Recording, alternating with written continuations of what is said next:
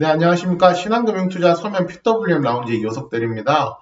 내일이 크리스마스 이브잖아요. 만약에 주식시장에 산타클로스가 있다면 아마 이번 크리스마스 선물로 LG전자를 보내준 것이 아닌가라는 생각이 들고 있습니다. LG전자와 이제 그와 관련된 종목들이 굉장히 좋은 상승을 보이면서 주식시장에 훈풍을 불어넣었었는데요. 오늘은 이제 LG전자 분할 이슈와 관련된 내용들에 대해서 한번 정리를 해보고요. 그 외에 이제 LG전자 분할에 깔린 그 이면에 있는 내용들에 대해서도 한번 살펴보겠습니다. 지금 바로 시작할 테니까요. 시작 전에 구독과 좋아요 눌러주시고요. 바로 시작하겠습니다. 네, 오늘 나왔던 기사입니다. LG전자가 이제 캐나다의 마그나라는 회사와 이제 전기차 파워트레인 합작사를 세운다는 내용이었습니다.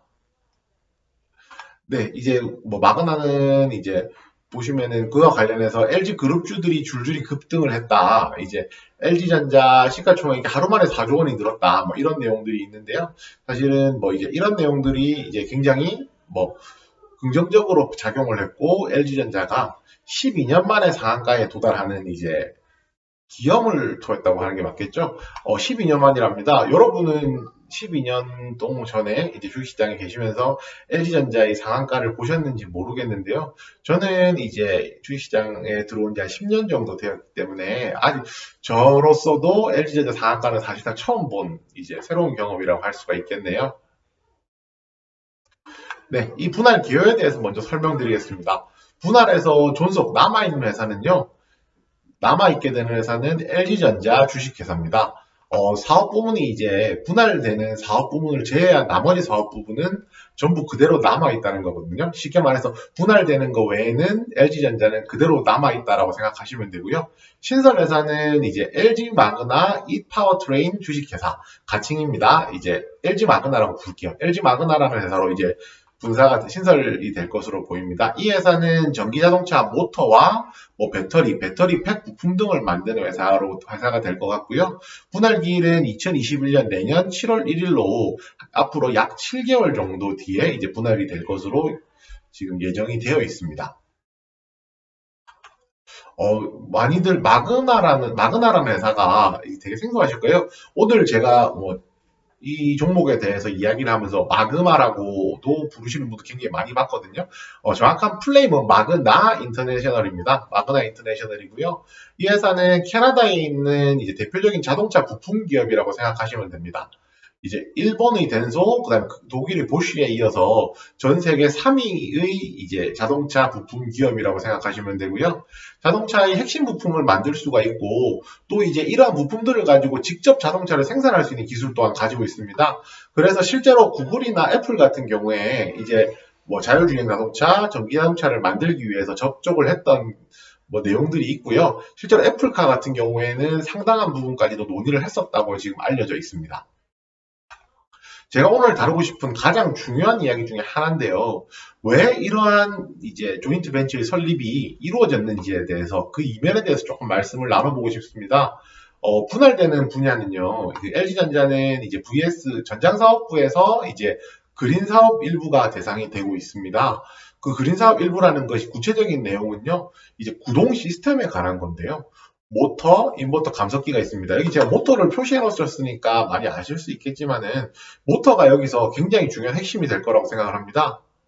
그 마그나 같은 경우에는 이제 자동차 핵심 부품 기술을 다 가지고 있다고 생각을 하고 있지만 그 중에서 이제 모터 기술이 조금 부족한 편이라고 합니다. 이제 모터 기술이 근데 사실은 전기차에서 자동차로 치면 엔진과 똑같은 거잖아요. 전기차에서 모터가 굉장히 중요하기 때문에 사실상 마그나는 모터를 가짐으로써 전기차 밸류체인을 완성할 수 있는 이제 마지막 미싱 링크 연결 고리를 찾았다라고 생각이 되고 있습니다.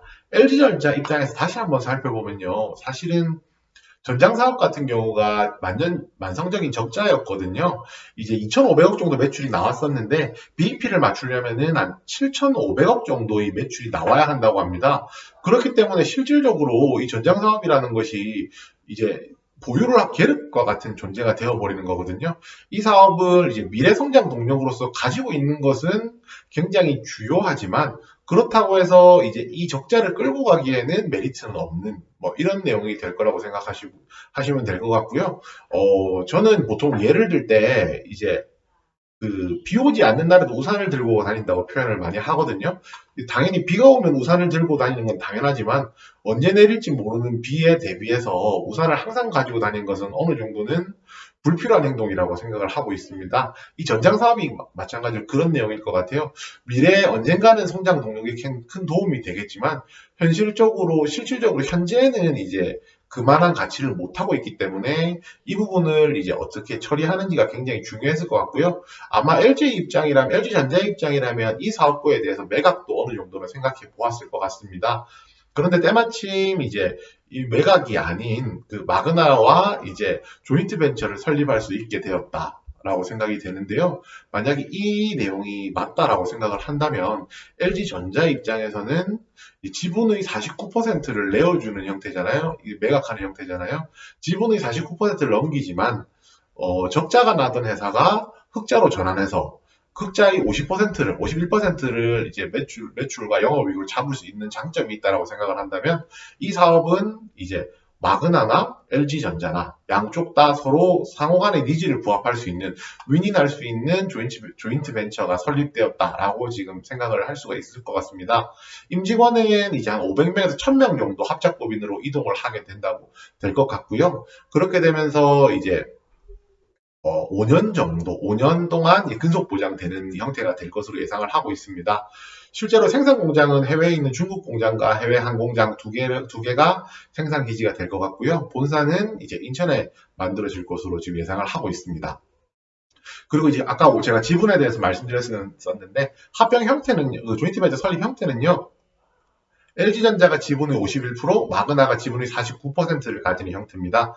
그리고 이사의 임원 같은 경우에는 LG전자가 3명, 이제 마그나가 2명 이렇게 될 것으로 예상을 하고 있는데요. 이렇게 되면 이제 뭐 의결권이라든지 이사회에서의 이제 발언이라든지 의사결정이라든지가 다 LG전자에 유리하게 되잖아요. 그렇기 때문에 이제 LG전자와 마그나가 전원합의체 형태로 이제 구성이 되어서 양사가 전부 다 동의하지 않는다면은 사업이 진행되지 않는 양사가 동의하에만 사업을 진행할 수 있는 형태가 되지 않을까 싶습니다. 네, LG전자는 오늘 제가 보통 차트를 많이 보여드리진 않는데요. 오늘은 차트를 좀 가져와 봤습니다. LG전자가 3년 만에 박스권을 돌파를 했습니다. 2018년에 이제 박스권 고점을 찍은 이후에 이제 조정을 받았고요. 오늘 그 가격을 돌파했는데요. 이 정도 LG전자 같은 대형주 같은 경우에 굉장히 오랜 시간 갇혀있던 박스권을 탈출한다는 것이 굉장히 큰 의미로 작용을 할 것 같습니다. 실질적으로 이런 대형주들이 이제 신고가 그리고 이제 박스권 돌파가 된다라고 하면 그 관련된 수급이라든지 이제 시세는 당분간은 계속 나올 것으로 예상이 되고요. 앞으로 성장성까지 고려를 한다고 했을 경우에는 시세가 뭐 더 충분히 나올 수 있는 여력이 있다라고 생각을 합니다. 실제로 수급 같은 경우에도 오늘 외국인과 개인이 이제 뭐 대량으로 매수가 들어왔었고요. 기관 중에는 이 연기금도 포함이 되어 있는 것으로 지금 뭐 자료상으로는 나와 있습니다.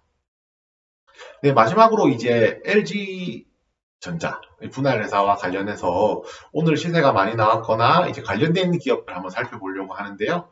이제 신성 델타테크를 첫 번째로 꼽았습니다. LG그룹 반개가문의 이제 최대 주주인데요. 이거 바로 검색해보시면 누구 나오거든요. 이제 LIG 관련인데, 이제 반개가문 최대 주주가 이제 대주주로 있는 상황이고요. 이 회사는 LG그룹에서 관련된 가전 관련 부품을 공급하거나 2차전지 부품 생산을 하고 있습니다. 아무래도 이제 이 경우에는 이제 사업적인 부분도 있지만은 이제 이러한 이제 집안 관련된 이런 이슈까지도 같이 엮여서 갈 수 있을 것 같고요. 그 다음은 나라 M&D입니다. 나라 M&D는 LG전자의 금융사업부가 분할돼서 스피노프된 이제 형태라고 생각하시면 되고요. 현재 보시면은 LG전자가 12%로 2대 주주에 현재 등재가 되어 있는 상황입니다. 이 회사는 2차전지 배터리팩을 만들고요. 또 ESS의 이제 금융사업부도 현재 가지고 소유하고 있습니다. 네, 마지막으로 나인테크입니다. 나인테크는 현재 LG전자와 이제 얼마 전이었죠? 59억 규모의 2차전지 제조 장비 공급 계약을 했습니다. 나인테크는 2차전지 장비주고요. 그래서 이제 2차전지 제조 장비 공급 계약을 맺으면서 이제 LG전자 또한 이제 큰 가치가 나인테크 또한 주목해 볼 만한 종목이 될 것이라고 예상을 하고 있습니다. 네, 오늘은 이제 LG전자의 그 분할과 관련된 내용들에 대해서 한번 정리해 보았고요. 제가 다른 분들이나 다른 자료, 기사라든지 다른 분들 말씀하시는 내용을 봤을 때 지금 이제 제가 말씀드렸던 모터와 관련된 이런 이제 합병의 이면에 대한 내용들이 조금 부족했던 것 같아서 오늘은 여기에 조금 주안점을 두고 한번 설명을 드리게 되었습니다.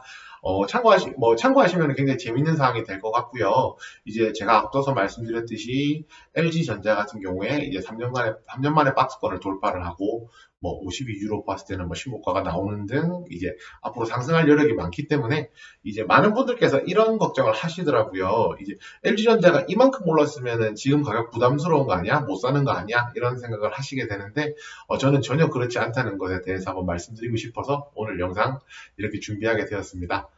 지금까지 들어주셔서 감사하고요. 이제 마지막으로 이제 구독과 좋아요 눌러주시고 궁금하신 사항은 이제 댓글로 달아주시면 이제 댓글이나 영상으로 다시 한번 더 답변 드리도록 하겠습니다. 지금까지 신한금융투자 서면 PWM 라운지의 이호석 대리였습니다. 감사합니다.